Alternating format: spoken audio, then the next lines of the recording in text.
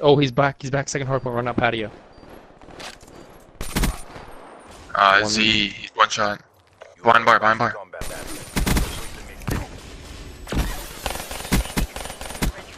Let's go. Get the bomb. Chaz. Go. Chaz, you were the man. Chaz. Oh, getting ready. Move to the beat, dude. Move to the beat. Ford tough, Ford strong. I'm trying to be the new voice guy for the Ford commercials or Chevy. Chevy, yeah, it's like a Chevy Davo. Some guy fucking talking through the bottom of his throat. Dude, what am I talking? This is what am I? Did I say my name yet? Valor Lewis, the AR specialist, friendly neighborhood sniper, whatever. I don't know. Team Scrim, competitive gameplay here. Long story short, good friends Mikey and Falk, they came together and said, "Whoa, hey, we found a opportunity to be a part of a league that's worth $1,000. It's got an all-star game. They keep stats. They have casters. They have streams. Would you like to be a part?" And I said, "I'm sorry, what? Yeah, I'm sorry, there's a $1,000 league? Like, we could be..." And this is one of the teams that was trying to qualify. We're doing like a little scrim kind of qualifying thing. Long story short, though, I don't want to spend too much time on this. We just had the ultimate fucked up timing. Basically, a week ago, I thought that we were going to play Friday. I canceled my plans that Friday, and only to open the DMs in the team chat, and then it was this Friday. So I couldn't cancel plans twice in a row. I'd already done it once. Falk had planned a trip with his girlfriend and family to go to Disney World to have a great time. So you can't, obviously, Disney World. Come on. Fuck, it's Disney World, Mickey Mouse. Can't skip that over Fringe and shitting on kids like this. So the timing was fucked up. Mike had to play with 3 random strangers he met in the corner of Pittsburgh. And what talent can you expect from Pittsburgh? Nah, I'm fucking around. But seriously though, so no matter how great Mike is, you can't expect that he's gonna carry 3 random people to, you know, stardom the way that we could come together and, you know, dominate this league the way we should have been able to. But, you know, if the time was better. Let me talk about Fringe, this game a little bit. Fringe, the ultimate 3-lane system map. I remember watching an MLG event one day, and they were talking to the developers. They were like, "We just wanted to make the ultimate 3-lane map," and this is what they did. It's a great map, probably my favorite in the whole game. Matched with my favorite game mode, uplink, ledge boost not there. But also another thing, we had 4 distinct roles. I think that's something you need to have if you're going to be an organized team. If you think about it, the NBA isn't 5 people that just shoot balls into a hoop. It's 5 different role players. It's, you know, so of course, maybe one might be better than the other. Maybe one guy does his job better than another. Maybe one guy kind of taps into the job of another guy. Maybe your shooting guard does the same shit as you. I don't know. You know what I mean? But you get what I'm saying. My thing is, we have 4 distinct roles. We have 4 people doing their jobs, and then when you do that, you get leads like this. You get 10-point leads and attempted body blocks on your teammates because fuck it, you're dominating and you got score streaks. Why not? My role, AR Slayer, and when I say Slayer, I don't mean.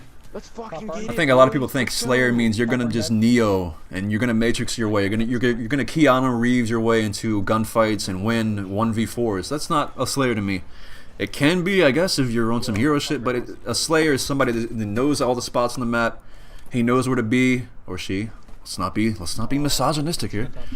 He or she is going to be on the spots on the map that are just conducive to being, you know, get your team on a I don't know, get your team on a roll. Like, you need somebody to set the pace.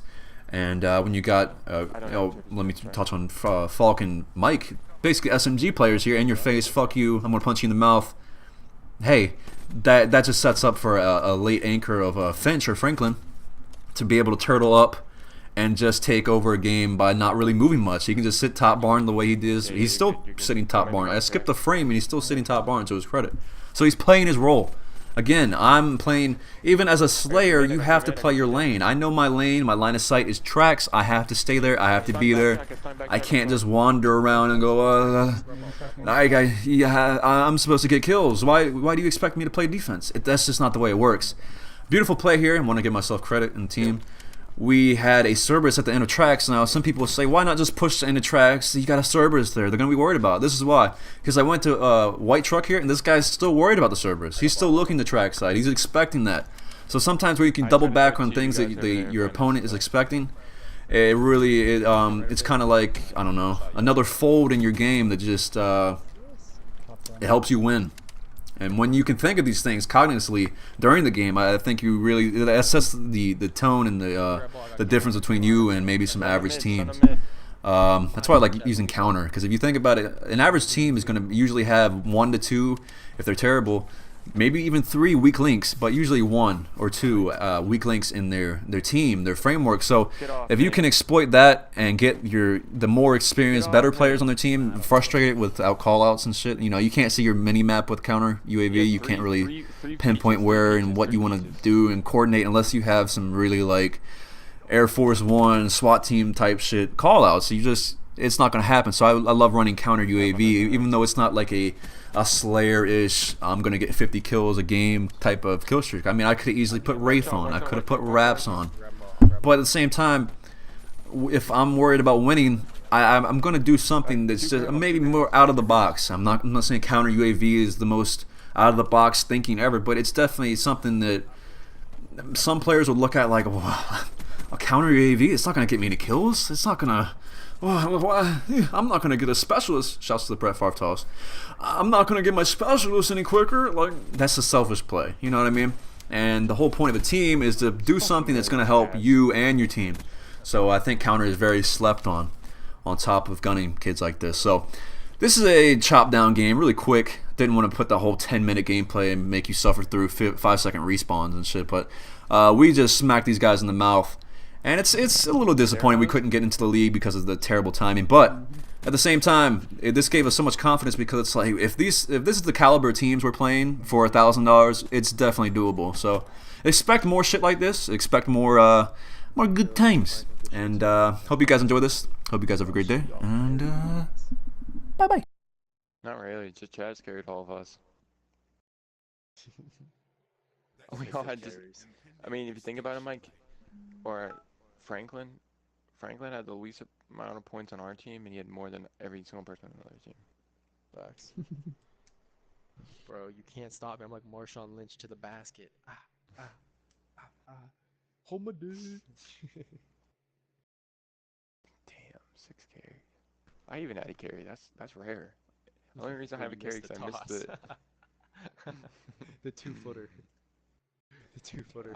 Dude, I had so much time